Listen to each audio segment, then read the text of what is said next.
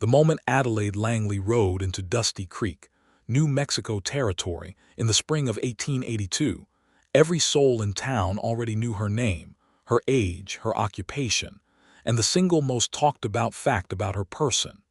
She was the last unmarried woman in the entire territory, and half the men between Albuquerque and the Texas Panhandle had already tried and failed to change that particular circumstance. It was not for lack of trying on their part. 3 ranchers, 2 lawyers, a sheriff from a neighboring county, and one particularly ambitious traveling preacher had all come calling on Adelaide Langley with flowers, cattle deeds, silver rings, and carefully rehearsed speeches about the virtues of matrimony. She had thanked each one of them with the same polite, unwavering smile she kept ready like a weapon, poured them coffee they did not deserve, and sent them back down the road with their dignity mostly intact. Mostly. Adelaide was 27 years old, 5 feet and 4 inches of dark auburn hair and steady green eyes, and she ran the Langley apothecary on the main street of Dusty Creek with the kind of quiet competence that made men nervous and women grateful. She had inherited the shop from her father, Thomas Langley, who had died 3 winters prior from a chest ailment that Adelaide had fought to cure until his last breath. The shop was hers now, the knowledge was hers, and the small room in the back where she slept surrounded by shelves of dried herbs, brown bottles, and her father's handwritten ledgers was hers too. It was not a glamorous life, but it was a life she had built with her own 2 hands, and she was not about to hand it over to some man who thought that a ring on her finger meant he owned everything attached to it. The people of Dusty Creek had long since accepted Adelaide's unmarried state as a permanent feature of the town's landscape, like the old cottonwood tree outside the courthouse, or the way the wind always came from the northwest in the afternoons. Mrs. Della Haverford at the general store had stopped asking about Adelaide's romantic prospects sometime around the previous autumn. Old Judge Pemberton had simply referred to her in a land dispute last December as Miss Langley, spinster, property owner, and Adelaide had let that one pass because the property deed had gone in her favor, and that was what mattered. It was a Tuesday morning in late April when Clement Carson rode into Dusty Creek for the first time, and Adelaide did not notice him immediately because she was measuring out a precise quantity of willow bark powder for Mrs. Trujillo's headaches, and the measurement had to be exact, or it would not work properly. She heard the horse outside, heard the creak of saddle leather and the thud of boots hitting the dry ground, and she did not look up because horses and boots were not unusual sounds on Main Street in the territory of New Mexico. Clement Carson pushed open the door of the apothecary with the confident ease of a man who was entirely comfortable taking up space in a room, and Adelaide looked up from her scale at that point because the bell above the door had a particular sound, and it demanded acknowledgement. He was tall. That was the first thing she registered. In the clinical, observational way she registered most things. Tall, broad-shouldered, with a face that had been weathered by years of outdoor work into something that was not conventionally handsome, but was certainly compelling, all sharp jaw and dark eyes beneath the brim of a well-worn hat, the color of old saddle leather. He was perhaps 30, perhaps 32, with dark hair that curled slightly at his temples where the sweat from riding had dampened it, and he moved with the unhurried economy of a man who had learned that rushing in the territory was how you got yourself or someone else killed. He looked around the apothecary with those dark eyes, taking in the shelves and the bottles and the bundles of dried herbs hanging from the ceiling beams, and then he looked at Adelaide, and something in the quality of his attention made her straighten her spine without entirely being aware that she had done so. "Morning," he said. His voice was low, with the particular cadence of someone who had spent years in the Southwest, not quite Texan but colored by it. "Good morning," Adelaide said. "What can I help you with?" He reached up and removed his hat, which was a courtesy not every man in the territory remembered to observe, and he turned it in his hands once before responding. "I've got a man back at camp with a bad arm, Cut it on barbed wire 2 days ago. It's looking red and swollen, and I'm concerned about infection setting in." Adelaide set down her measuring spoon. "How deep was the cut?" "Deep enough. Maybe 2 inches long on the forearm. We cleaned it with whiskey at the time, but the redness has been spreading since yesterday afternoon." She was already moving toward the shelf where she kept the carbolic acid solution and the clean cloth bandaging. "Bring him in," she said. "I need to see it directly." "He's not keen on being moved. The camp is about a mile east off the road by the creek bend." Adelaide looked at him over her shoulder. "Then I will come to the camp." He blinked, and she could see that he had expected more resistance or perhaps more negotiation. "That's generous of you, Miss Langley, Adelaide Langley." She was gathering what she needed with practiced efficiency: the carbolic solution, clean bandaging strips, a small jar of the drawing salve she made herself from beeswax and plantain, and the bottle of laudanum she kept for genuine pain emergencies. She packed it all into her leather medicine bag, the one her father had used for house calls. "And your name?" "Clement Carson," he said. "I'm ramrodding a cattle drive for the Barlow outfit out of Colorado. We're driving 1,500 head to the rail yards at Las Vegas." "That's a long drive," Adelaide said, closing the clasp on her bag. She untied her apron and hung it on the hook by the back door, then lifted her bonnet from the same hook. "Give me one moment." She put her head through the door that connected the apothecary to the small house next door, where her neighbor and longtime friend, Mrs. Rosa Vega, was often found in the mornings. Rosa was there, as expected, sitting at her kitchen table shelling beans. Rosa was 53, a widow of 15 years, and she had appointed herself Adelaide's unofficial guardian of reputation and personal safety some years back. "Rosa," Adelaide said, "I'm going out on a call, man at a cattle camp east of town with an infected wound. I should be back within 2 hours." Rosa looked up. Her dark eyes went past Adelaide to the doorway of the apothecary and back. "Who is the man?" "The patient is a drover. The man who came to fetch me is a Clement Carson, ramrod for the Barlow outfit." Adelaide kept her voice neutral. "I'm leaving now. If I'm not back in 3 hours, you may send Sheriff Whitmore." Rosa stood up. "I will come with you." "You don't have to." "I know I don't have to." Rosa was already removing her own apron. "That is why I am coming." Adelaide felt a surge of genuine affection for the woman and did not waste time arguing. They went out through the apothecary together, and Clement Carson was standing just inside the door, still turning his hat in his hands, and he looked at Rosa with the same polite attentiveness he'd given Adelaide. "My neighbor, Mrs. Vega," Adelaide said. "She'll be accompanying us." "Of course," Clement said, without a flicker of anything other than acceptance. He held the door for both of them, which Rosa noted with a slight upward adjustment of her opinion of him, and led them to where his horse stood at the hitching post. He had a second horse tied behind, a sturdy sorrel with a side saddle which he had apparently thought to bring, and that small practical detail made Adelaide pause on the boardwalk steps. "You brought a horse for me," she said. "I thought you might be willing to come," he said, "and I thought you probably wouldn't want to ride pillion." She looked at him steadily for a moment. "No," she agreed. "I wouldn't." Rosa borrowed a horse from the livery, which took 15 minutes and cost Adelaide 30 cents, and then the three of them rode east out of Dusty Creek toward the creek bend, Adelaide with her medicine bag across the sorrel's withers and her bonnet on against the climbing morning sun. The cattle camp was orderly, which Adelaide filed away as a point in Clement Carson's favor, because orderly camps were run by men who understood that chaos was expensive and dangerous.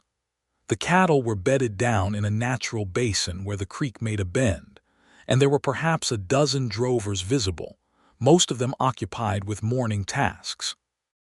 They looked up when Adelaide and Rosa rode in, with the particular arrested attention of men who had been a long time on the trail and were not accustomed to the sight of women. Clement led them to a bedroll near the chuck wagon where a young Mexican drover, perhaps 20 years old, lay with his arms stretched out, and his face set in the taut expression of a man trying very hard not to show how much pain he was in. His name, Clement said, was Ernesto, and he had been with the Barlow outfit for 2 years.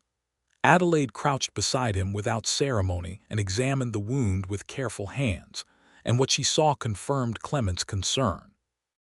The infection had set in properly, and the red streaking that ran up toward the elbow was the warning sign she had dreaded to find. She had seen men lose arms to less. She had seen them lose their lives. "This is serious," she said to Clement, because she believed in telling people the truth, even when it was uncomfortable. "The infection has spread. I need to clean this thoroughly, which will be painful, and then I need to poultice it, and he needs to keep it elevated and rest for at least 3 days. Clement's jaw tightened. "We're 3 days behind schedule as it is." "Then you'll be 6 days behind," Adelaide said, with the same calm she used for everything. "Or you'll drive on without him, which I would not recommend, because if this is not treated aggressively, he may lose the arm or worse."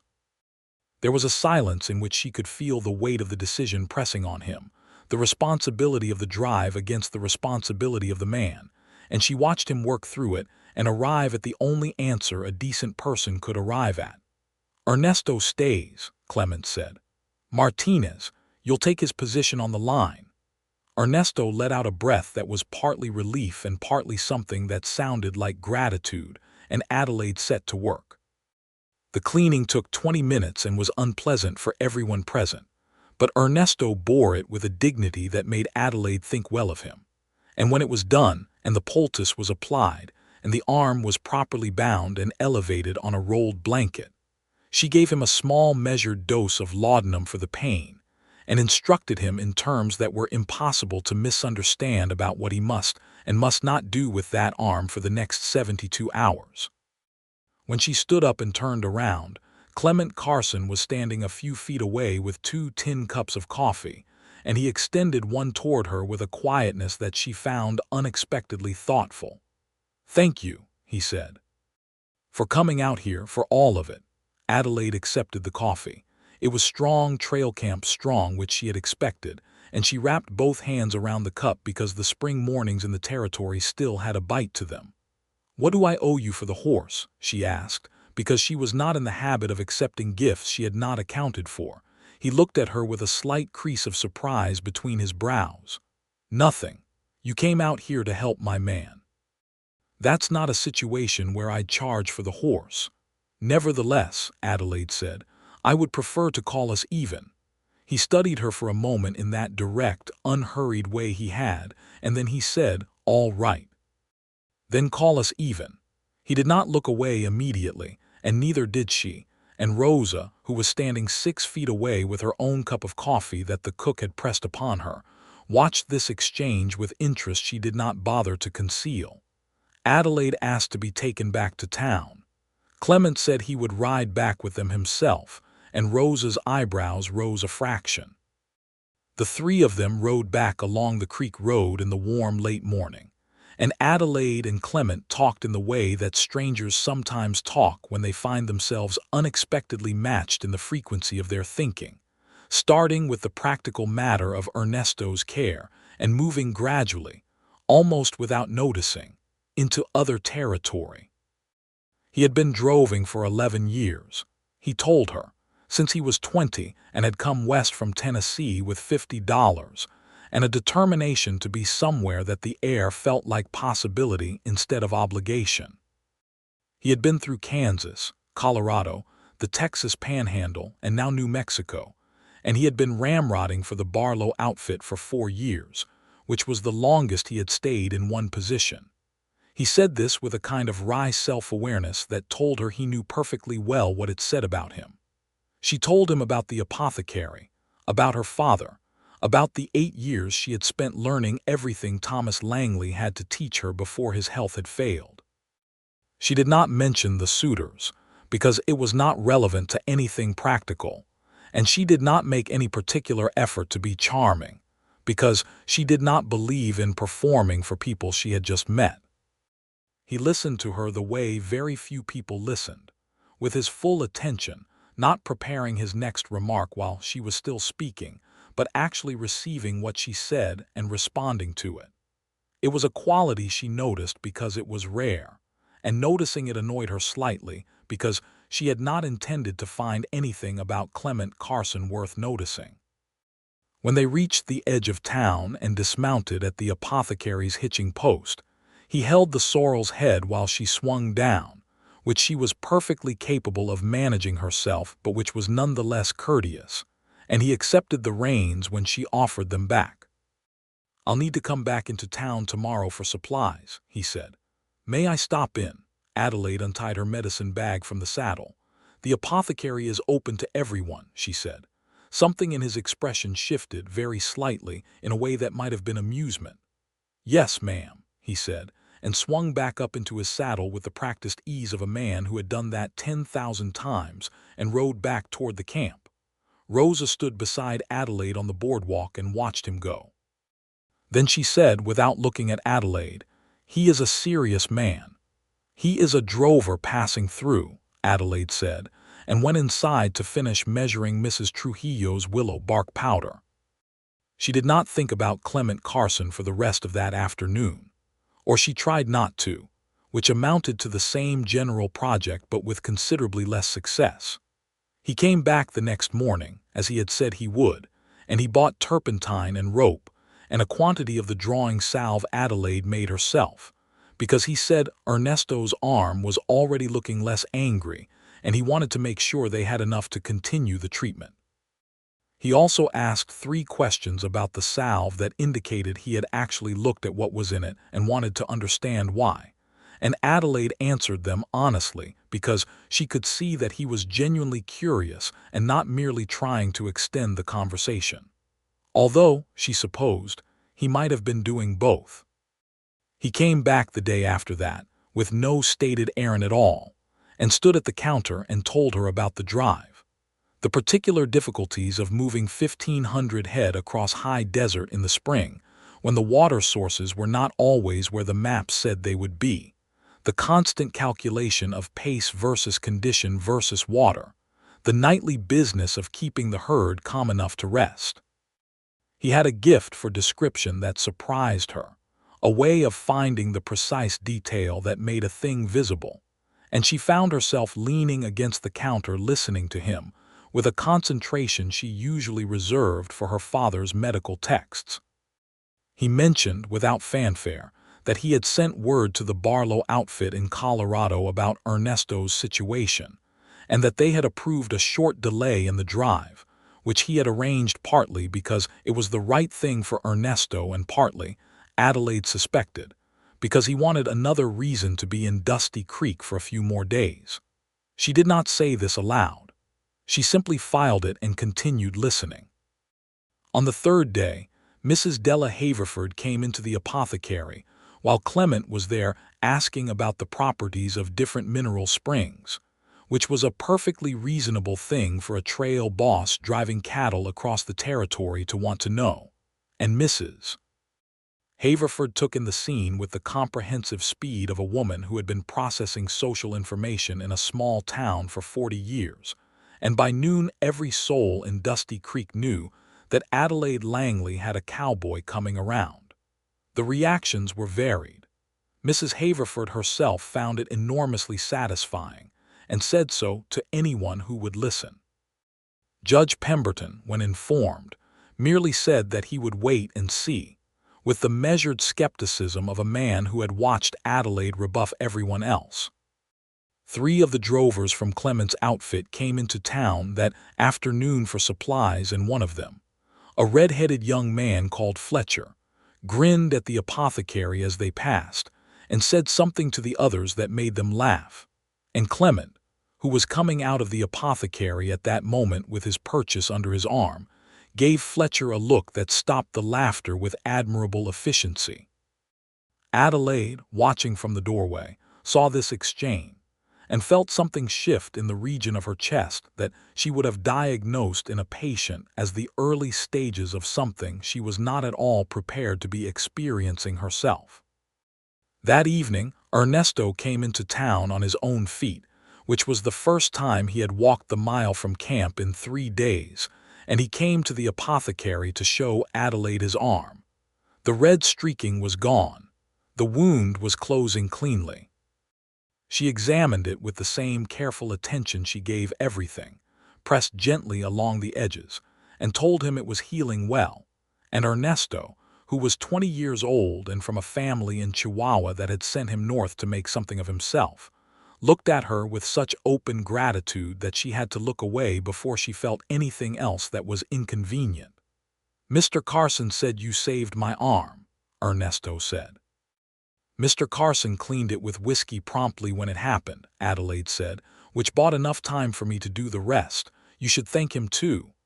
"I already thanked him," Ernesto said. "He told me to come thank you."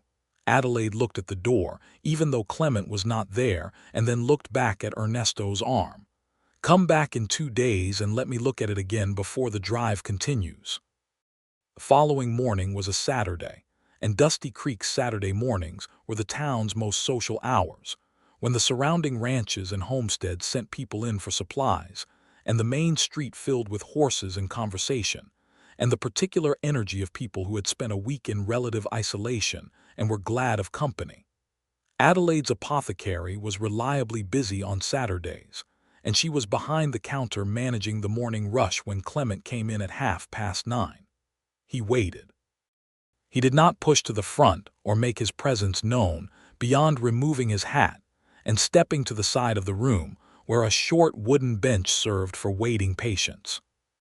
He sat there with his hat on his knee and watched her work, and Adelaide was aware of him watching in the specific way that she was aware of a change in barometric pressure before a storm, as a kind of atmospheric alteration that her body registered before her mind caught up.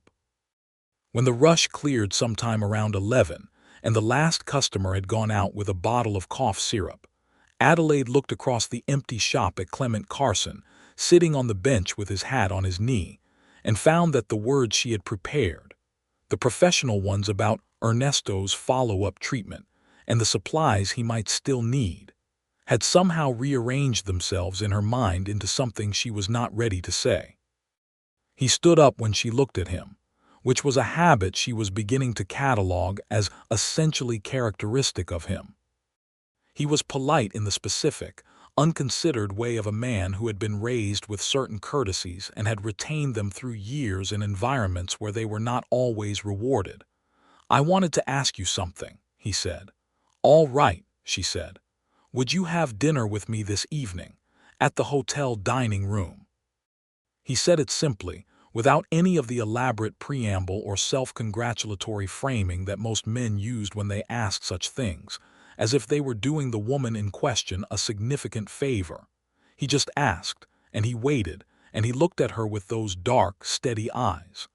Adelaide considered the question with the same thoroughness she applied to everything. "Why?" she asked.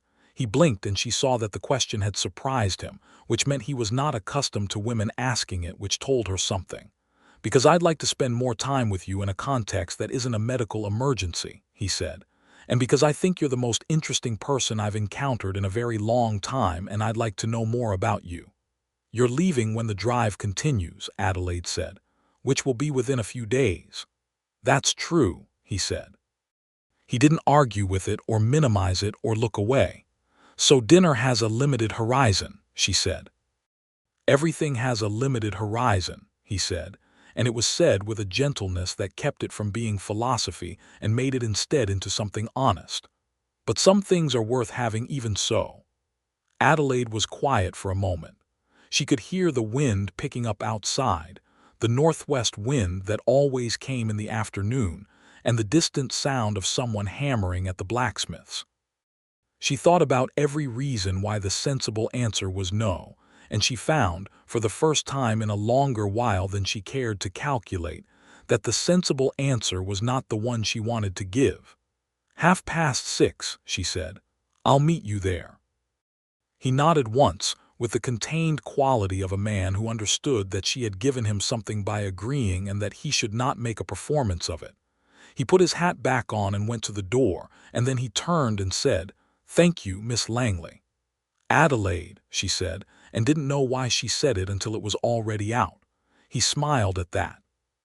It was the first full smile she had seen from him, and it changed his face significantly, brought something warm and almost startled into it, as if he didn't deploy the expression often enough to be practiced at it. "Clement," he said, and went out into the Saturday afternoon. Rosa appeared in the connecting doorway approximately 30 seconds later, which meant she had heard everything and had simply been waiting to give Adelaide the opportunity to say it first. When Adelaide did not say anything and simply returned to her work, Rosa came fully into the apothecary and sat on the waiting bench that Clement had just vacated. "Dinner at the hotel," Rosa said. "You have excellent hearing," Adelaide said. "I was not trying to listen." "No," Adelaide agreed. "You never are." Rosa folded her hands in her lap. She said nothing for a moment, which was its own form of eloquence, and then, "He is a good man, I think. I have been watching." "He is a drover who will be gone by Tuesday at the latest," Adelaide said. "Yes," Rosa said. "I know. I also know that you have not accepted dinner with any man in 4 years. That is not a reason to accept dinner with this one." "No," Rosa said, "but it is a reason to notice that you did." Adelaide kept her eyes on the inventory list she was updating and said nothing further, and Rosa let the subject rest with the wisdom of a woman who knew when she had said enough. The hotel dining room in Dusty Creek was the most formal establishment the town offered, which was not particularly formal by the standards of, say, Santa Fe.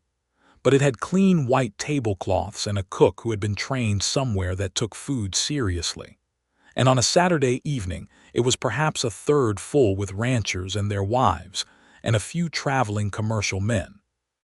Adelaide arrived at 6:30 in the best dress she owned, which was a deep green wool that her mother had sent from St. Louis 3 years ago, and that Adelaide had worn perhaps 6 times, and she felt the looks of recognition and speculation from every occupied table when she walked in. She was accustomed to being noticed. She was not accustomed to caring about it quite so much as she did in that particular moment. Clement was already there, and he had changed into a clean shirt and had done something about the dust that was the permanent condition of a working drover, and he stood up when she came to the table, which again she noted and filed without comment. He had the quality of making courtesy look effortless rather than performed, and she sat across from him and thought about how rare that was. They ordered food that was competent rather than exceptional, and they talked. They talked with the ease of people who have been circling something for several days and have finally come close enough to really see it. And what they found between them was something that Adelaide did not have a precise clinical name for, but that was characterized by a mutual openness and a humor that struck her as unexpectedly well matched. He made her laugh twice, which was significant because Adelaide Langley was not a woman who laughed easily. She made him reconsider something he had said about the proper treatment of a horse's tendon injury by the simple act of asking a different question about it. And he conceded her point without any of the defensiveness that men in the territory often brought to being corrected by a woman, and that made her laugh a third time. He told her about Tennessee, about the farm his parents had worked that had been ruined in the aftermath of the war, about his older brother William who had stayed to try to rebuild it, about the letter he had sent 3 years ago, and that William had answered cautiously, with news that the farm was slowly recovering. He told her about the first cattle drive he had ever worked, at 20 years old and completely ignorant, and the patient Texas drover named Breckett who had taught him everything essential about the work and whose name he still thought of with something close to reverence. She told him about medical school.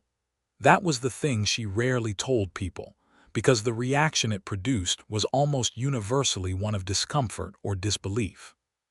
She had applied to the Women's Medical College of Pennsylvania in 1877 and had been accepted, and then her father had become ill, and she had come home to Dusty Creek instead, and she had told herself that what she had learned from Thomas Langley was more practical than any college education, which was partly true and partly the story she told herself, because the other story was too painful to carry in the open. Clement listened to this without the reaction she had learned to expect. He was quiet for a moment after she finished, and then he said, "Do you regret it?" She had been asked versions of this before and had always deflected. Something about the directness of his attention made deflection feel dishonest. "Yes," she said, "and no, the apothecary is real. The people I help are real. My father needed me." She looked at the tablecloth. "But yes." "You could still go," he said. She looked up. "I'm 27. The college still accepts women, women older than 27. He said it not in the way of a man solving a problem he had identified, but in the way of a man who simply states what is true because he thinks the person across from him deserves to hear it. Adelaide was quiet for a long moment, and something moved behind her eyes that she carefully held contained. "Perhaps," she said. They walked back from the hotel along the main street in the evening, which was cooling rapidly the way desert evenings do, going from warmth to chill with no gentle gradation in between, and Clement walked beside her at a distance that was correct without being studied, and when they reached the apothecary's door they stopped and faced each other in the blue dark of the spring night. "Thank you," she said, "for dinner." "Thank you for coming," he said. He looked at her for a moment in the particular way he had that she was learning to read, with all his attention present and a kind of contained quality, as if there were more he might say, and he was deciding whether to say it. "Adelaide." "Clement," he said, "I know I'm leaving in a few days." "I know too," she said. "I want you to know that this wasn't just." He stopped, searched for the right word with a carefulness she respected, and then said, "This wasn't a passing thing for me, whatever this is." She stood in the doorway of her apothecary in the green dress her mother had sent from St. Louis and looked at Clement Carson in the near dark and thought about everything she knew about caution and everything she suspected about this particular moment, and she said, "I know." He nodded. He did not press for more, which was itself a form of more.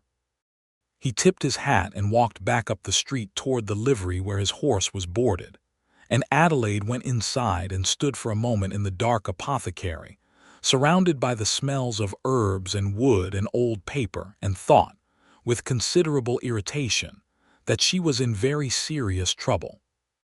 Sunday came with a church service that Adelaide attended out of habit and community, sitting in her usual pew between Rosa and Mrs. Trujillo, and Reverend Alcott preached from Proverbs about wisdom being worth more than rubies, which Adelaide found applicable to her current situation in a somewhat ironic way. Clement was not at the service, which she noted without admitting that she had been looking. He was, however, at the apothecary door at 2 in the afternoon, when Adelaide had returned home and changed back into her working dress and was doing her Sunday inventory, and he knocked instead of coming in directly, which she realized was because the sign in the window said closed on Sundays, and he had noticed. She opened the door. He was holding his hat and looking somewhat less certain than his usual composed self, and she found this charming in a way she would have preferred not to find anything. "I'm sorry to bother you on your day off," he said. "You're not bothering me." She stepped back from the door in invitation. He came in and they sat in the 2 chairs she kept near the window for patients waiting for their prescriptions, and he said, "I've been thinking about what I said last night, about passing things." "So have I," Adelaide said. "I'd like to come back," he said, "after the drive. I have business in Colorado through the summer, but I'd like to come back to Dusty Creek in the fall." He was looking at her steadily, with the directness that she was beginning to recognize as simply the way he said things. "That is, if you'd be willing to see me again." Adelaide was quiet for a moment that felt longer than it was. She was not a woman who made decisions impulsively. She was a woman who weighed things, who measured, who calculated margins of error and acceptable risks. She had looked at the question of marriage and relationships for years with the eye of someone who had watched what happened to women who gave up their autonomy for someone else's dream, and she had concluded, carefully and repeatedly, that the risk was not worth the reward. She was looking at it again now, and she was not reaching the same conclusion, which was either wisdom or foolishness, and she was not entirely certain which. "If you come back in the fall," she said, "I will see you." He let out a breath, quiet and controlled, but she heard it. "All right," he said. He left the next day with the drive Monday morning before dawn, and when Adelaide opened her apothecary at 7, she found a small folded piece of paper that had been pushed under the door. She unfolded it at her work counter. It said, in handwriting that was careful and slightly formal in the way of a man who did not write often but took it seriously when he did, "Ernesto's arm is doing well, and I'll make sure he continues the treatment as you instructed. I'll be back in Dusty Creek by September at the latest. I find that I mean that more than I've meant most things. C. Carson." Adelaide read it twice and then folded it carefully and put it in the drawer of her work counter beneath her father's ledgers, which was where she kept things that mattered. The summer was busy in the way summers always were, because summer in the territory brought heat and drought and the particular ailments they produced: dehydration, fever, skin conditions from the dust and the unrelenting sun. Adelaide worked and studied, and wrote 3 long letters to the Women's Medical College of Pennsylvania, which she did not send but which she kept in a different drawer. She thought about Clement Carson in the way that she thought about most things she was trying not to think about, which was to say consistently and with considerable detail. She knew almost nothing about him, really. She knew his voice and his attention and his handwriting and the way he looked on a horse, and the fact that he had once been a confused 20-year-old in a strange country who had been patient enough to learn everything he needed to know. She did not know what kind of man he was in the day-to-day ordinariness of life, in the arguments and the silences, and the small, persistent irritations that were the actual substance of a shared existence. She thought that she would like to find out, and the force of the wanting surprised her. In June, a man named Hargrove Bates came through Dusty Creek and took a room at the hotel and presented himself at the apothecary one morning with a bouquet of roadside flowers that had wilted considerably in the July heat and a rehearsed speech about the virtues of companionship in the frontier life. He was perhaps 50, wide around the middle, and owner of a cattle operation south of Roswell. He had heard, as apparently everyone in the territory had heard, that Adelaide Langley was the last unmarried woman around, and he had come to correct that situation. Adelaide thanked him for the flowers, which she put in water because flowers did not deserve to wilt through no fault of their own, told him that she was not available, and when he pushed the point with the confidence of a man who believed that persistence was itself a form of argument, she told him in a tone that brooked absolutely no further discussion that she was not interested, and that she wished him a pleasant journey south. He left, and Rosa, who had been in the connecting doorway with her arms folded, said that one did not even bring good flowers. "They were from the roadside," Adelaide said.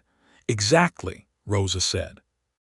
In July, a thunderstorm came through the territory with unusual ferocity and damaged the roof of the apothecary, and Adelaide spent a week supervising repairs with the local carpenter, a taciturn man named Brooks who did good work and charged fairly.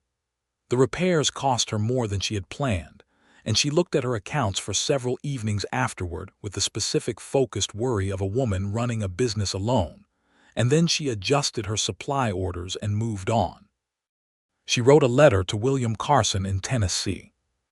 It was an unusual thing to do, and she was not entirely sure why she did it, except that she had the address from a remark Clement had made in passing, and she wanted to know that he had arrived safely in Colorado, which was something William might be able to tell her. The letter took 3 drafts. She introduced herself as a medical professional in Dusty Creek who had treated a member of Clement Carson's cattle drive and wanted to pass along some follow-up information, which was technically true and also thoroughly inadequate as a description of the situation. She sent it anyway. William Carson wrote back in August. He was brief and warm in the way of a man who had not had much to be warm about for a long time and was slightly out of practice.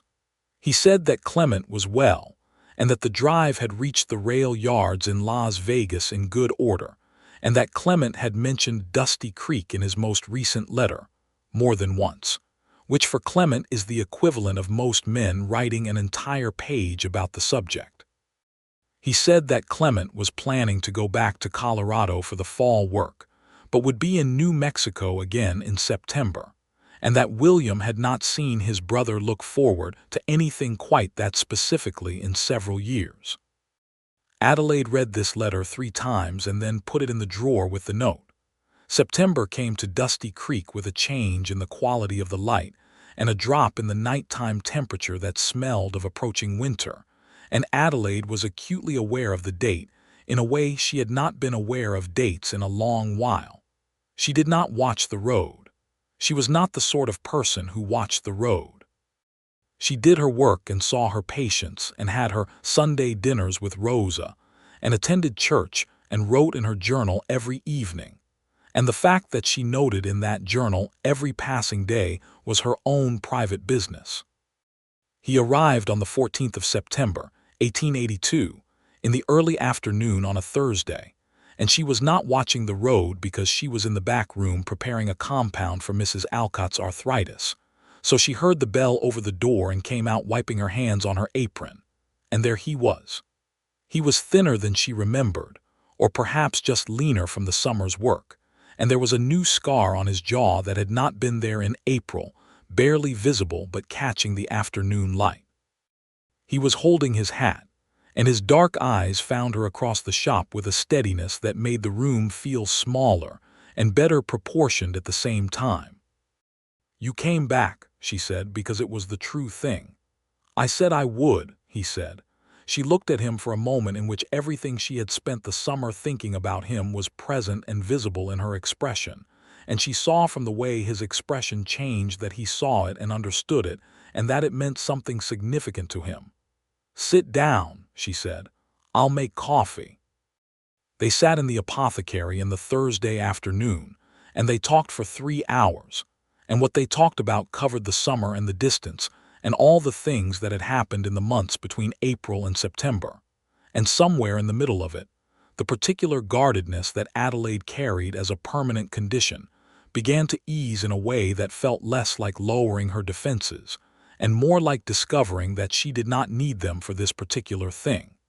He stayed in Dusty Creek. He had not said he intended to, and she had not asked, but he took a room at the hotel and the days passed and he did not leave. He spent his mornings looking at property east of town, the Creek Bend land that ran adjacent to where his cattle had been camped, and his afternoons found reasons to be in or near the apothecary, and their evenings developed a pattern that was partly dinner and partly long walks along the creek road, and partly sitting on the apothecary's small front porch in the cooling dark, and talking about everything. He was, she discovered, exactly as interesting in the day-to-day ordinariness as he had been in the compressed intensity of that first week. He was consistent in the way that she valued, the same attentiveness and directness and humor whether they were discussing something serious or something small, whether they were in agreement or not. He disagreed with her sometimes, about things that were worth disagreeing about, and he did it without either capitulating falsely or refusing to hear her. She found this more attractive than she had anticipated, which was perhaps a comment on the previous suitors and their various strategies for managing her opinions. He had been in Dusty Creek for 2 weeks when he came into the apothecary one morning and said, "I've put an offer on the creek land." Adelaide set down the mortar she was working with. "That's 40 acres, she said. 47, he said. "There's good water. I've been thinking about a small operation, nothing like the Barlow Drives, maybe 200 head to start. There's a market for quality beef in Albuquerque that isn't being served the way it should be." She looked at him. "You're settling here." "I'm thinking about it," he said, and the way he said it was careful, attentive to the specific weight of the moment. "I wanted you to know. Before I finalized anything." Adelaide understood what he was telling her. He was not asking her permission, and he was not making a declaration. He was being transparent with her in the way of someone who had decided that honesty was the foundation of the thing they were building together, and he was letting her know the shape of what he was considering, because the shape of what he was considering was directly relevant to her. "That is good land," she said after a moment. "The water at the creek bend is reliable." "Yes," he said. "You'll need good fencing," she said. "Barbed wire is efficient, but it causes injuries if it's not maintained properly.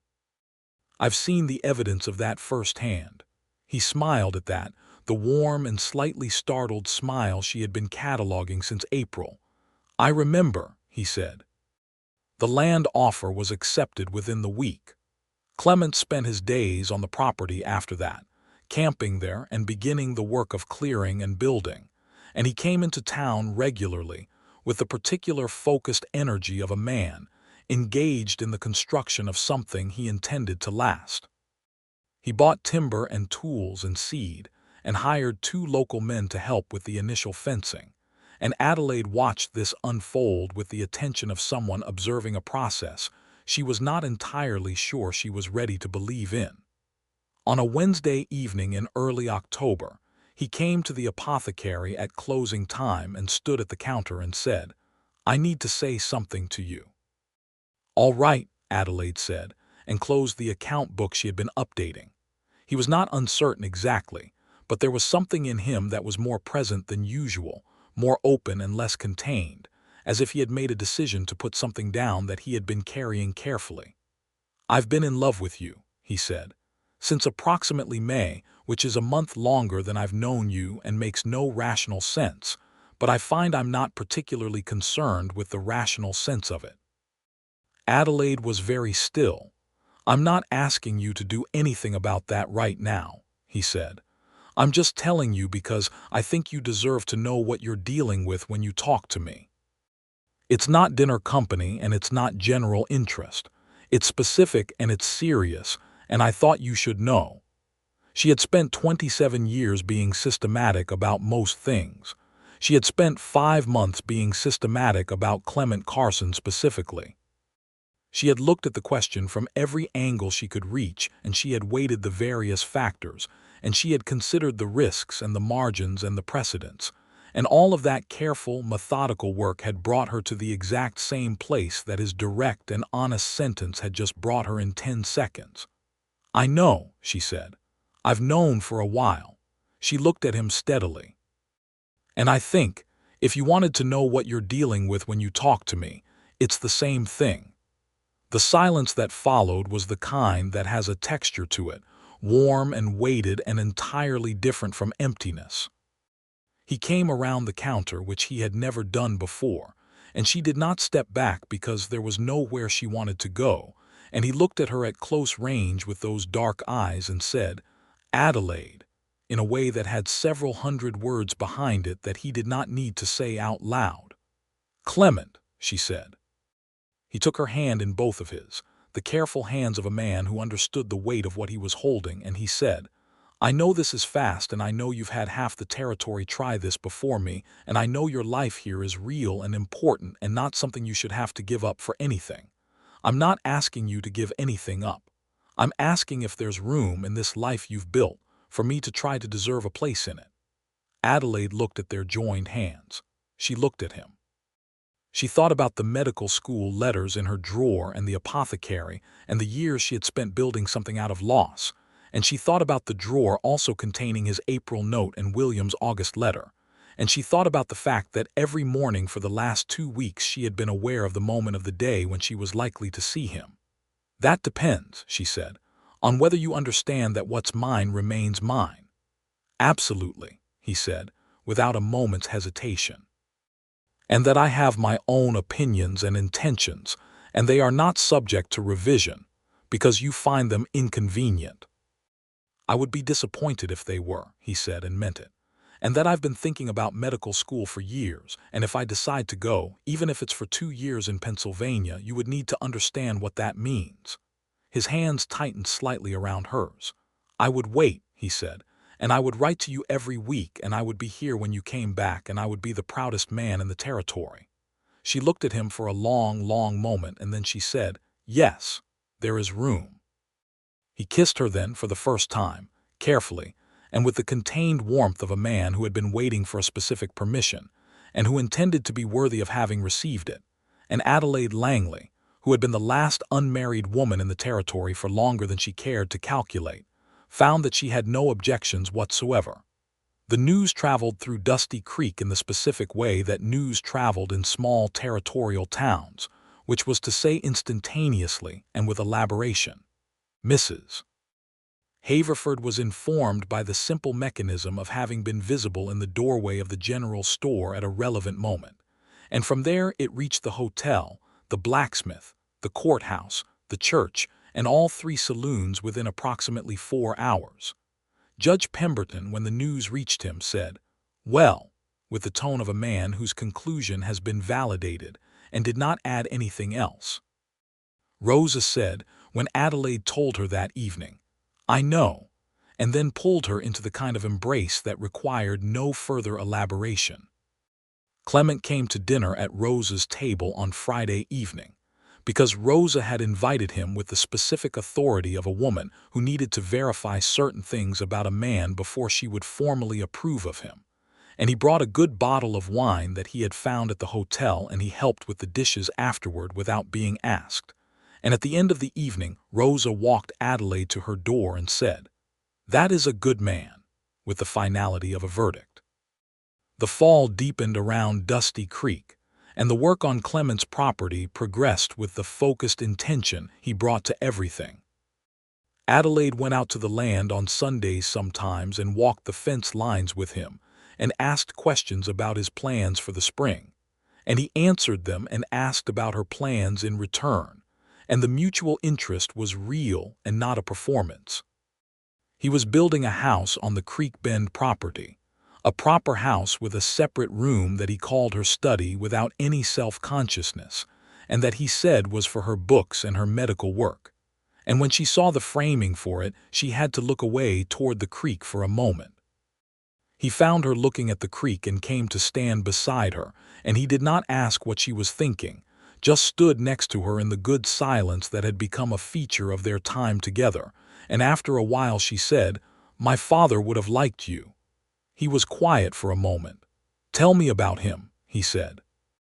So she told him about Thomas Langley, the full version that she rarely told anyone, the Scottish immigrant who had come to New Mexico in the 1860s and built an apothecary from nothing, and had known the name of every plant that grew within 50 miles of Dusty Creek, and had treated everyone who came to him whether they could pay or not, and who had taught his daughter everything he knew with the quiet conviction that knowledge was the one thing the territory could not take from her. She told Clement about the winters her father had been sick, the one she had been managing the apothecary alone from the age of 22, and about the specific quality of her father's voice when he had told her, in his last lucid weeks, that the shop and the knowledge and the life she had built were hers to do with as she saw fit. Clement listened to all of it. At the end he said, "He sounds like a man who understood what it meant to trust someone." And that was so precisely the right thing that Adelaide had to stop walking for a moment. In November, Clement Carson rode 40 miles to Albuquerque and came back with a ring that was a thin band of gold set with a small dark stone that the jeweler had told him was a garnet, deep red and clear. And he came to the apothecary on a Tuesday morning when it was quiet and put the ring box on the counter between them and looked at her and said, "She was the last unmarried woman in the territory, and I said that changes today. That is what I said to myself the morning I rode into Dusty Creek and saw you behind this counter, before I even knew your name, and I have been trying to be worth the saying of it ever since." Adelaide looked at the ring box and then at him. Said, "Adelaide Langley, I would like to be your husband if you'll have me. Not because of any notion about what women in the territory should be or any of the other reasons men come calling with wilted flowers and speeches. Because you are the most exceptional person I have ever met, and I want to spend the rest of my life in your company, and I want to help you do every difficult, important, considerable thing you intend to do with your remarkable mind." She picked up the ring box and opened it.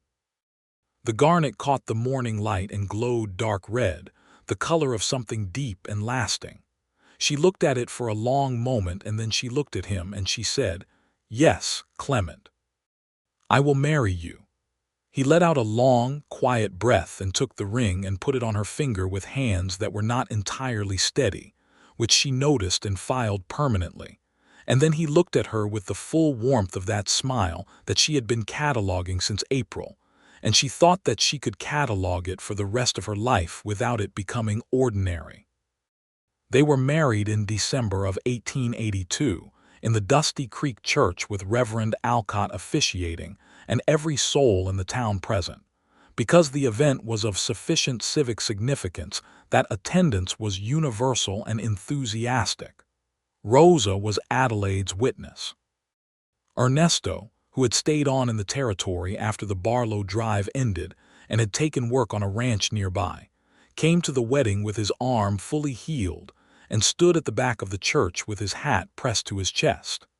Judge Pemberton sat in the second pew and looked profoundly unsurprised by everything.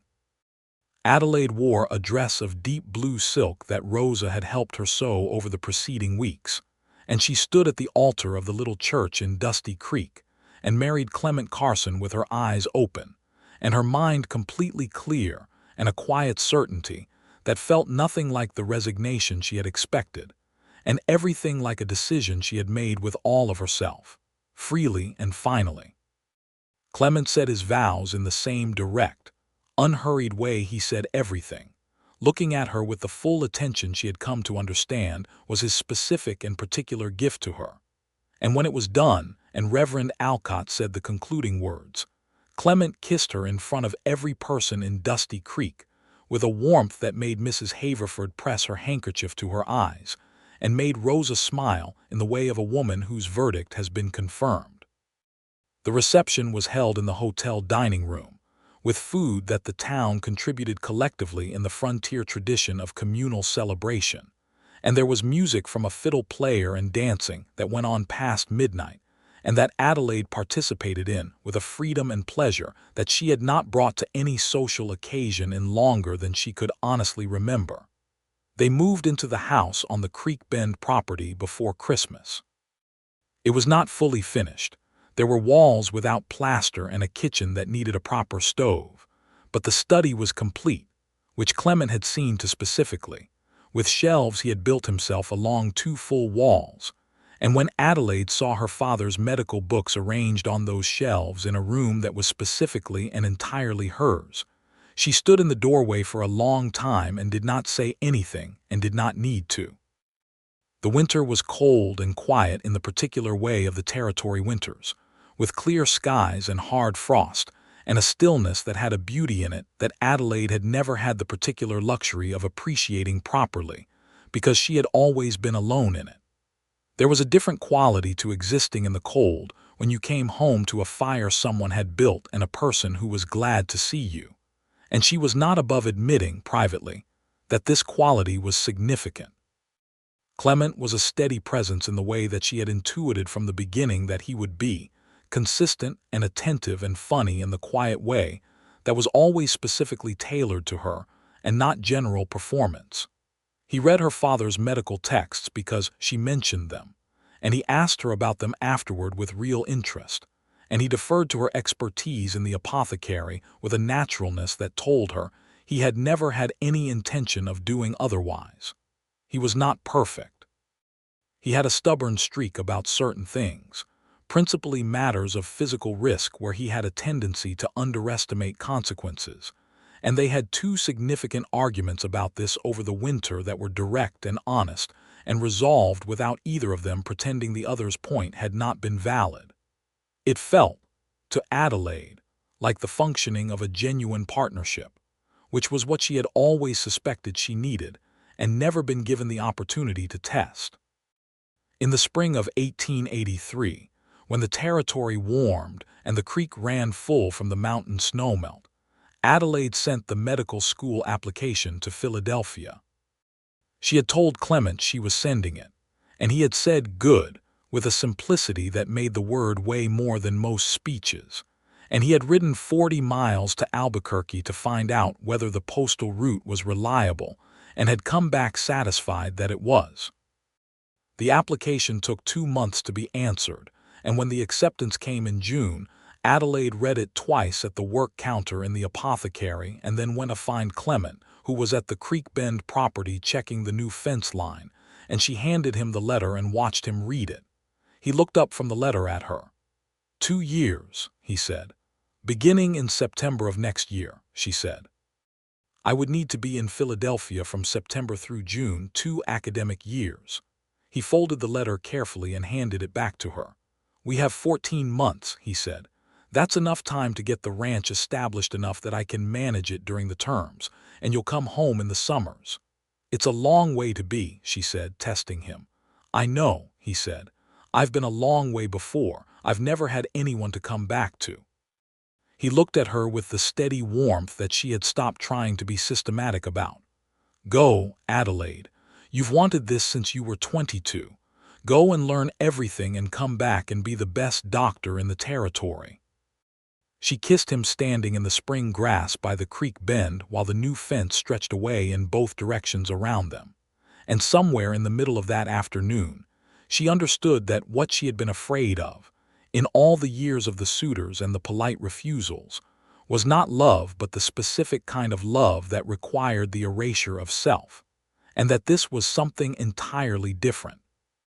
Something that required nothing to be given up, and offered instead the extraordinary gift of being fully and clearly seen. Their first child came in February of 1884, 14 months after the wedding and 6 months before Adelaide was due to leave for Philadelphia. He was a boy, born on a cold Tuesday morning with Rosa in attendance and Clement outside the door in the state of sustained, controlled anxiety that fathers are universally subject to regardless of temperament. And Adelaide held him afterward in the good exhausted haze of aftermath, and looked at the face that was somehow both entirely new and entirely familiar. They named him Thomas for her father, and the middle name was William, for Clement's brother in Tennessee. Thomas William Carson arrived in Dusty Creek in February with a full head of dark hair, and Adelaide's green eyes and the general conviction, apparent from his first hours, that the world was worth investigating at length. Clement came in when it was done and stood over the small bundle in Adelaide's arms with the expression of a man who has just encountered something that has reorganized everything he thought he understood about himself. And he looked at Thomas and then at Adelaide and said, "He's beautiful," with the quiet certainty of a man stating an irreducible fact. "He has your chin," Adelaide said. "He has your eyes," Clement said, "which means he'll see things more clearly than most people." He sat on the edge of the bed beside her and put his arm carefully around her, and the three of them were there together in the cold February morning, in the Creek Bend house with its full shelves and its finished kitchen, and the study that had Adelaide's father's books arranged by her own hand. And Adelaide thought that this, exactly this, was a life she had built with all of herself. The summer before Philadelphia was full. The ranch was establishing itself well. Clement had 200 head of cattle and a working arrangement with a buyer in Albuquerque, and he had hired a foreman named Gus who was reliable and experienced, which was the condition on which Adelaide's departure was contingent, because she was not willing to leave unless the operation could sustain itself without Clement's constant presence. She assessed Gus with the same directness she assessed everything, and concluded that he would do, and Clement, who had consulted her on the hiring because he understood perfectly well that she had a stake in the outcome, accepted her conclusion without comment. Young Thomas, who was 6 months old when the summer began, developed the exploratory habits that would characterize him for the rest of his life. Adelaide was still nursing and still running the apothecary, because she had not yet found anyone suitable to manage it in her absence, and the challenge of balancing those two activities with all the additional demands of a house and a ranch and a departure in September was considerable. It was Rosa who solved the apothecary problem, as Rosa solved most problems in Adelaide's life, directly and without drama. She announced in July that she had been watching Adelaide's methods for years and was quite capable of managing the day-to-day dispensing with proper instruction, and that Dr. Morales in the next town over could handle any genuine medical emergencies until Adelaide was back. Adelaide looked at Rosa steadily for a moment and then said, "I'll spend August teaching you everything you need to know." And Rosa said, "Good." And that was settled. Adelaide left for Philadelphia in September of 1884, on the stage that connected to the rail line in Albuquerque, and Clement stood on the Dusty Creek Main Street holding Thomas, who was 7 months old and looking at the stage with the interested alertness of a child constitutionally opposed to missing anything. And Adelaide kissed Thomas's dark hair and looked at Clement and said, "I'll write every week."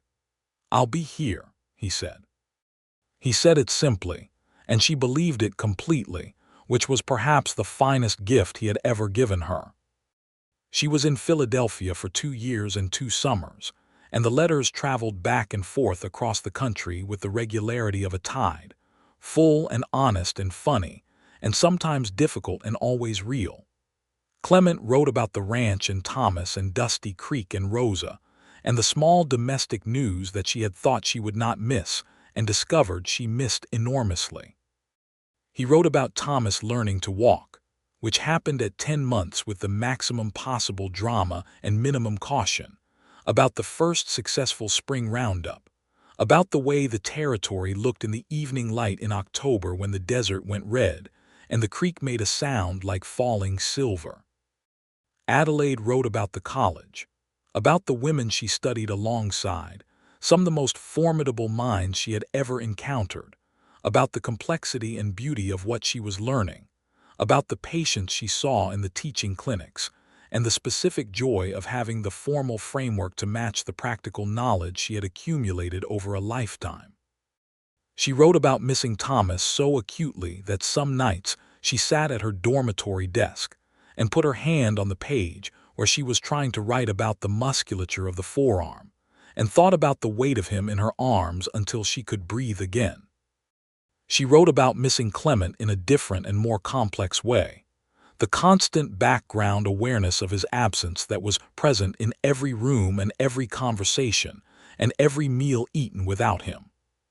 She came home in the summer of 1885 and again in the summer of 1886, and both times the reunion at the Dusty Creek stage stop had the quality of something that mattered so much it could barely be contained in the moment.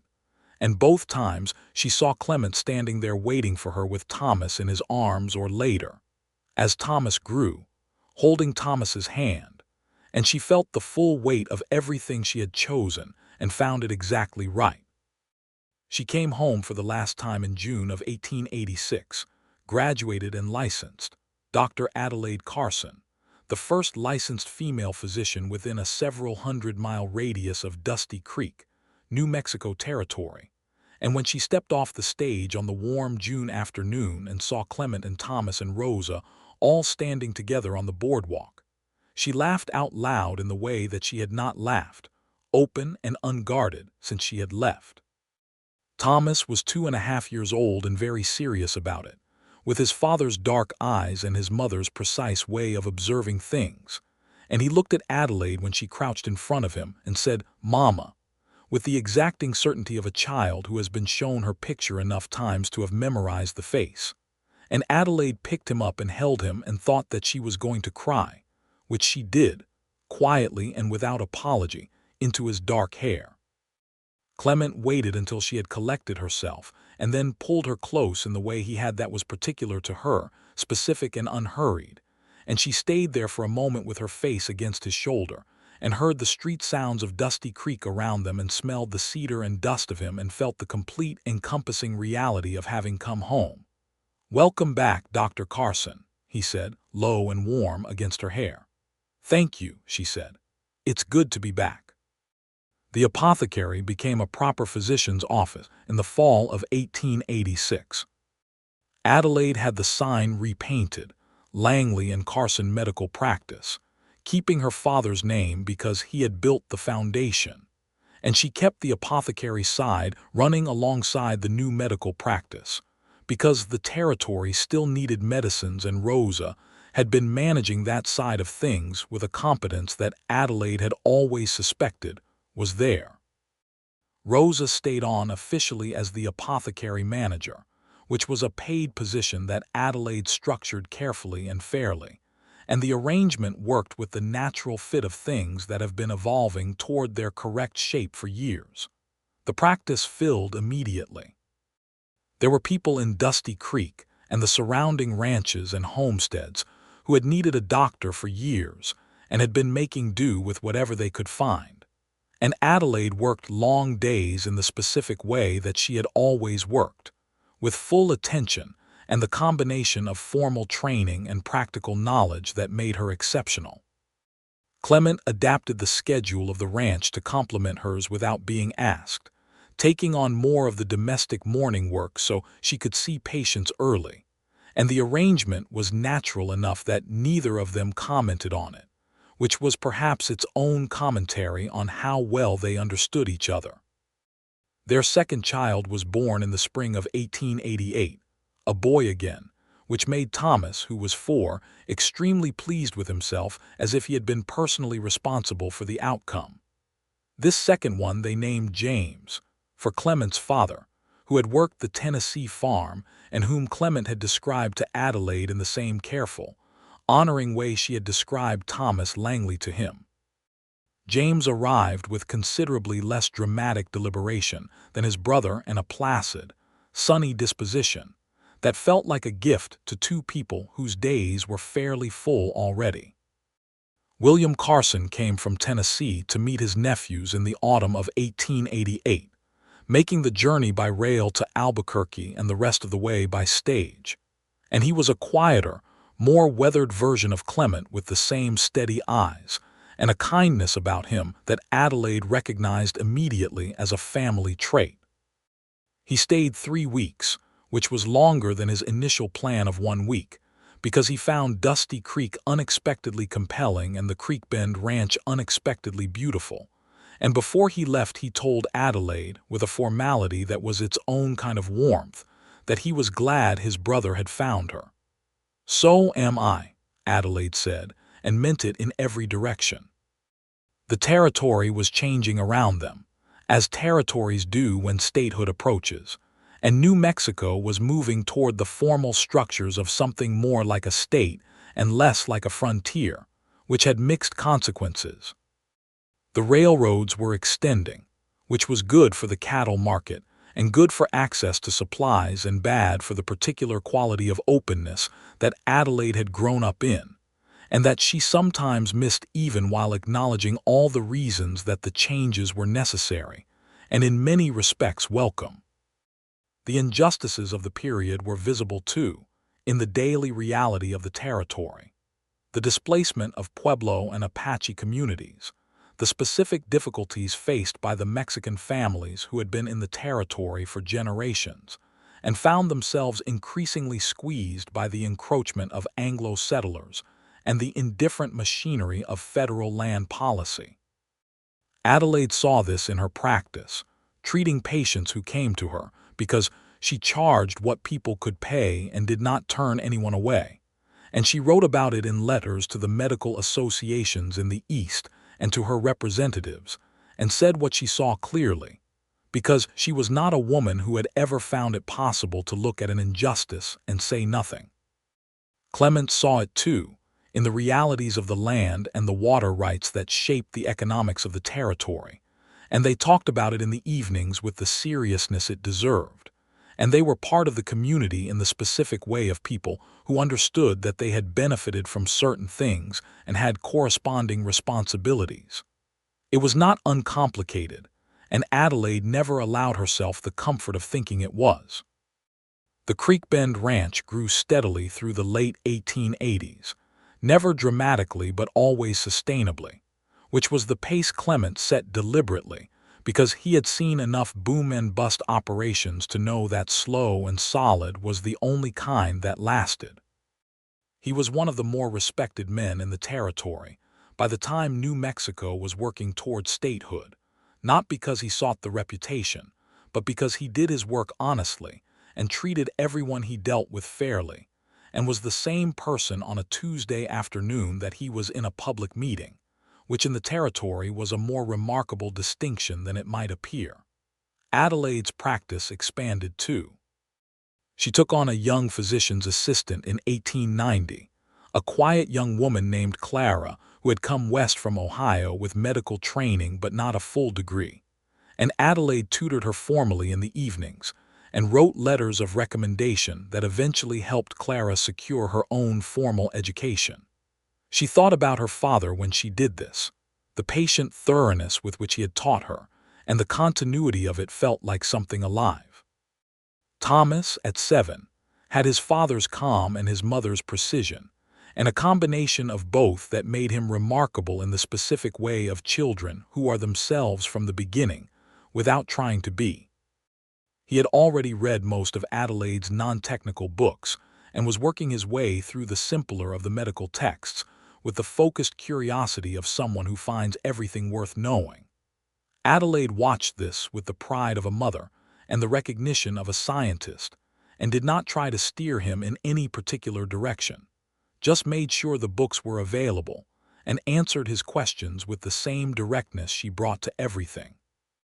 James, at 2 and then at 3, was the counterweight to his brother's intensity, all sunshine and motion and the particular joy of a child who finds everything in the physical world delightful, horses and dogs and the creek and the sound of rain on the roof.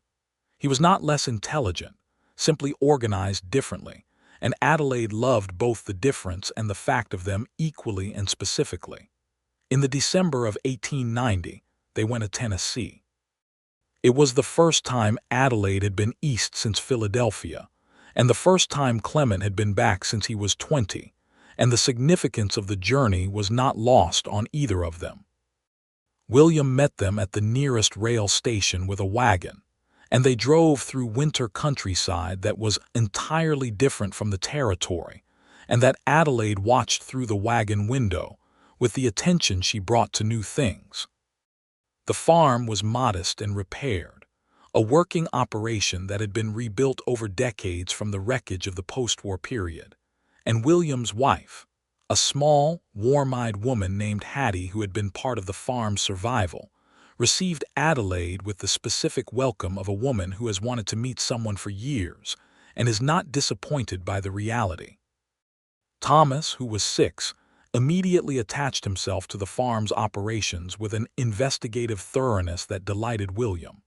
James, at 2, fell asleep on the wagon and slept through the arrival and was carried in and put to bed and missed the initial excitement entirely, which was in keeping with his general approach to life's practical matters. Clement and William walked the farm together on the first evening after the children were in bed, and Adelaide watched them from the farmhouse window with a cup of tea in her hands, and thought about all the years those two men had been apart from each other, and all the letters that had passed between them, and all the weight that distance carries when it lies between people who love each other. She thought about her own father, about the specific shape of his absence in her daily life, and she felt both the grief of that and the fullness of what had grown in the space the grief had left. When Clement came in from his walk with William, he stood in the doorway of the small room where Adelaide was sitting and looked at her with all his attention, and then he came and sat beside her and took her hand without saying anything, because after 8 years of marriage, they had the language that does not require words. They stayed in Tennessee for 2 weeks and returned to New Mexico in January of 1891, with the particular warmth of people who have carried a piece of their past into their present and found it intact. Adelaide delivered her first baby entirely alone, without assistance, in March of 1891, in an emergency situation on a homestead 15 miles from Dusty Creek, where the family had sent for her too late to go back for help. And she brought both mother and child through with the combination of trained knowledge and practical experience that was the specific product of everything she had been through, formal and informal together. She rode home in the early morning after that, exhausted and exhilarated in the way that only emergency medicine produces, and Clement was awake when she came in, as he always was when her calls were difficult, and she told him about it over tea in the kitchen while the sky outside went from black to gray to the pale rose of a desert dawn, and he listened with the full attention she had learned to count on. "You're remarkable," he said when she had finished. "I'm well trained," she said. "Those are not mutually exclusive," he said, and she laughed and leaned her head against his shoulder at the kitchen table in the early morning. And it was one of the ordinary moments that she understood, in the way she had learned to understand such things, was not ordinary at all. Their third child came in the summer of 1892, a daughter this time, and they named her Margaret, for no one in particular, but because the name felt solid and enduring, the kind of name that a person could grow into and not out of. Margaret arrived with a personality fully formed and opinions already strong, the loudest of the three in the first weeks and the most determined. And Adelaide looked at this small, furious creature and thought, with complete joy, that she was in very specific trouble with this one. Thomas was 8 by then, and James was 4, and the Creek Bend house that had been a frame and a promise in 1882 was now a full and lived-in home with the particular quality of places that have been inhabited by love and work, and ordinary days accumulated over years. There were children's drawings on the study walls alongside Adelaide's anatomy diagrams. There were mud boots at the back door in 3 different sizes. There were marks on the doorframe where Clement had been tracking Thomas's height since the boy was 2, the small pencil lines labeled with dates in Clement's careful handwriting. The apothecary and medical practice continued to be the fixed point of Adelaide's professional life through all of it, the work that was hers, and that she did with the same focused commitment she had brought to it since she was 22, now enriched by everything the medical college had given her. She had delivered 43 babies by the time Margaret was born. She had treated injuries and infections and fevers, and the various ailments of frontier life, with a success rate that would have been respectable in any city, and was remarkable for the territory. She had written 2 papers about the specific medical challenges of desert climate that had been published in a Philadelphia medical journal, which had made Mrs. Haverford at the general store feel personally proud in a way she was not entirely able to explain. There were difficult cases, and some of them did not end as she wished. She had lost patients, and each one cost her something that she carried forward rather than setting down, because she believed that the weight of it was part of what kept her careful. She talked about these cases with Clement in the evenings, sometimes, not for comfort exactly, but because putting them into words for someone who listened fully was a way of holding them that she could manage, and he understood this and received what she told him accordingly. He had his own difficult things. There were years when the cattle market was poor, and the calculations of the ranch came out lean, and years when the weather was punishing and a particularly bad drought in 1893 killed several head and stressed the rest. He managed these things with the same steadiness he brought to everything, making the necessary adjustments without drama and finding the way forward with the practical ingenuity that was one of his fundamental qualities. They were a solvent household throughout, never rich but never threatened, because they were both careful people who understood the difference between what they needed and what they wanted, and had the discipline to honor that difference. New Mexico was still not yet a state, still the territory in the 1890s, though the conversations about statehood were constant.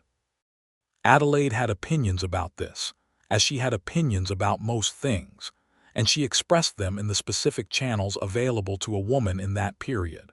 Through her writing, and through the relationships she maintained with the other women of Dusty Creek and the surrounding communities, the network of informal influence that was sometimes the only kind women were permitted, and which they had historically made significant by the force of their collective attention.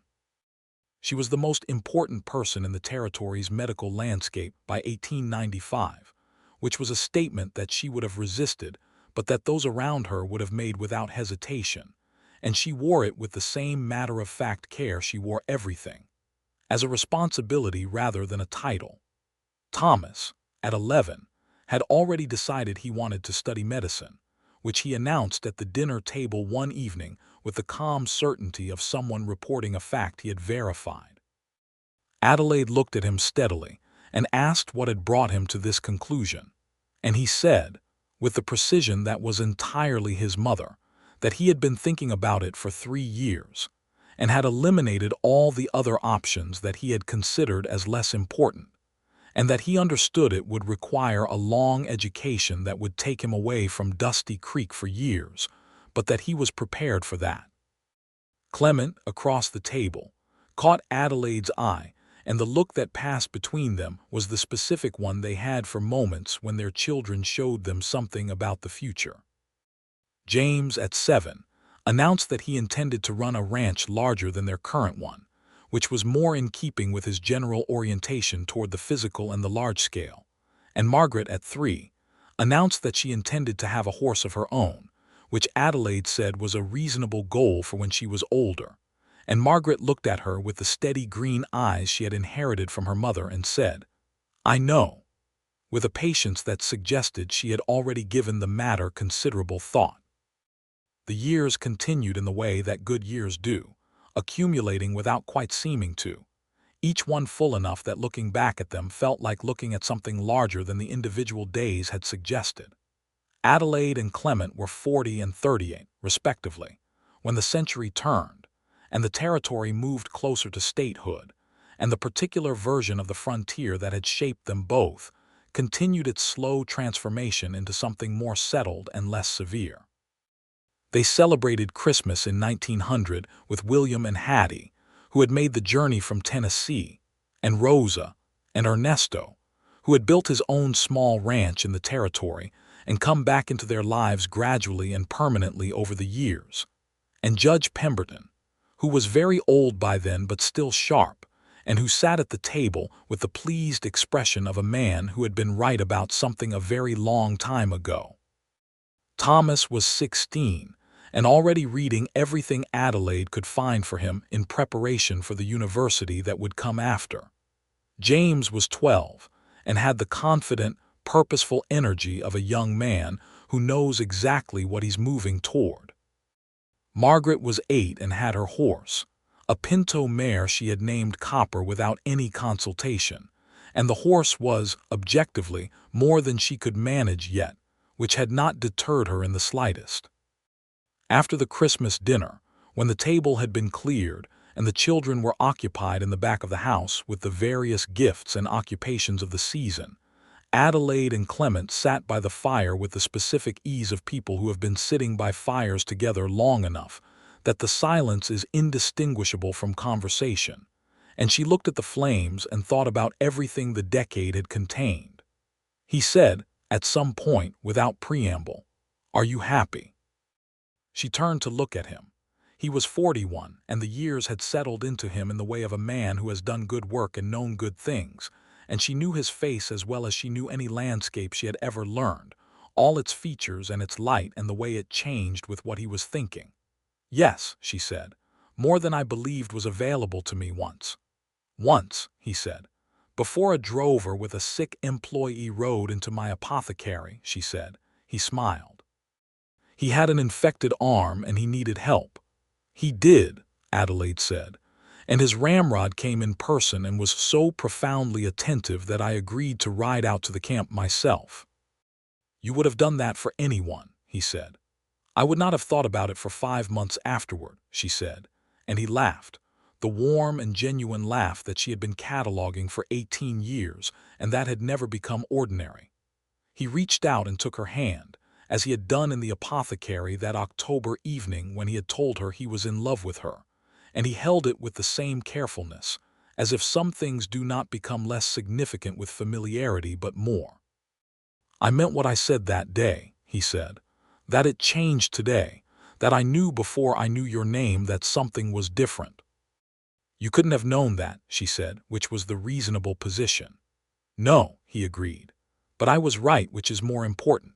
She laughed and leaned against his shoulder in the firelight, and the house held them, the house on the Creek Bend land that had been a frame in 1882 and was now a home, full and complete and ongoing, with children's voices in the back rooms and a study full of her father's books and 3 horses in the barn and the sound of the creek in the silence beyond the walls.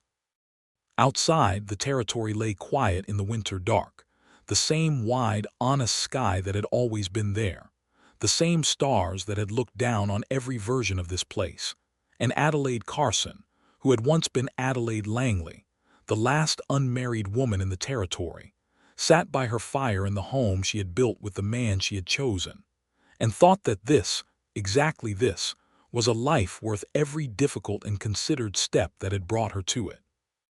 The apothecary still bore her father's name on the sign Langley, because she had kept it in tribute to the man who had taught her everything she first needed to know, and her own name was beside it on the other panel, Dr. A. Carson, in letters that had weathered and faded pleasantly over the years, and that Rosa had offered several times to have repainted, and which Adelaide had declined because she thought there was a dignity in things that showed their age honestly. Rosa herself was 68 now, white-haired and considerably more comfortable with sitting than she had been in her 40s, and she still managed the apothecary's dispensing side with the authority of someone who had been doing it long enough to have earned opinions about it. And she still came to dinner most Sunday evenings, and sat at Adelaide's table, and looked at everything with the clear, warm eyes that had been watching over Adelaide since before Clement came, and that would continue watching, Adelaide thought, for as long as Rosa was in the world to watch. Thomas left for the university in the fall of 1901, 17 years old, and composed about it in the specific way of someone who is more affected than they are showing. Adelaide held him for a long moment on the morning he left, and then stepped back and looked at his face, her green eyes in his dark-haired father's face, and said, "Write every week," and he said, "I will," with the same simple directness that was his father's voice. Clement shook his son's hand, and then pulled him into a brief, strong embrace that said everything the handshake was too formal to say. And Thomas got onto the stage with the same self-possessed deliberateness he had brought to everything since he was 2. And Dusty Creek's Main Street received him, and then released him as it had done with other people's children, and would do with others still. James watched his brother leave with the thoughtful expression of a boy working something out, and Margaret stood on the boardwalk and said, with complete confidence, that Thomas would be fine, and everyone agreed, because Margaret's confidence in the things she declared had always had a way of proving itself correct. The years that followed were full and quiet and real, the kind of years that are the actual substance of a life as opposed to its dramatic moments, and Adelaide moved through them with the full attention she brought to everything. She delivered more babies and treated more illness and wrote more letters and read more books and continued having the precise, respectful, honest arguments with Clement that were one of the pleasures she had not anticipated when she had married him, and that she had come to understand were part of what made the marriage itself feel alive. She was 50 years old when New Mexico formally became the 47th state of the Union in January of 1912, and she stood in the Dusty Creek Square with Clement and James, who was 28 and running the expanded ranch operation, and Margaret, who was 19 and attending the normal school in Albuquerque with the intention of becoming a teacher. And she thought about what the territory had been when she was born and what it was now and what it would become. And she felt the weight of all of it as something she was glad to have been present for. Thomas came home from the East as a fully licensed physician in 1910, and he came back to Dusty Creek and went into practice with his mother, which was not a thing either of them had discussed explicitly but which felt, when it happened, like the most natural continuation in the world. He had his mother's precision and his father's steadiness and the specific advantage of having grown up in a house where medicine was talked about at the dinner table the same way other families talked about the day's work. And he was good, genuinely and promisingly good. And Adelaide looked at him across their shared office on many afternoons with the particular pride of a teacher whose student has exceeded the teaching. The Langley and Carson medical practice became the Langley and Carson family medical practice when Thomas joined, which was Rosa's suggestion, because Rosa said it was accurate and accuracy was important, and no one argued with Rosa on matters of accuracy.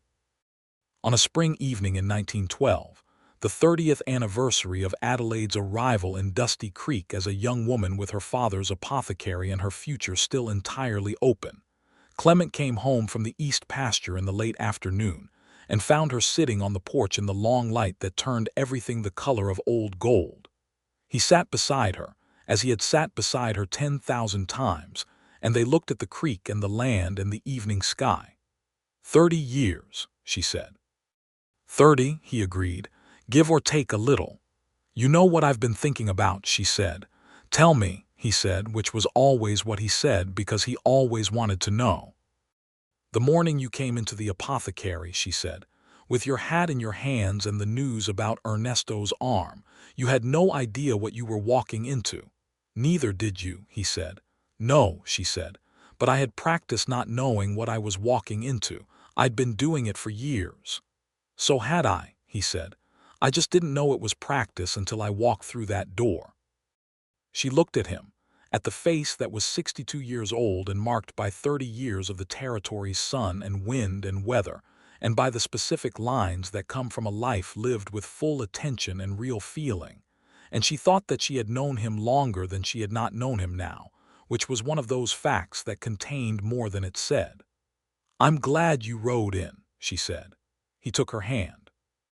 The ring on her finger was the original one, the garnet that had caught the October light in the Albuquerque jeweler's window, and it had been there for 30 years and showed no sign of going anywhere, and neither did the hand beneath it or the man who held it.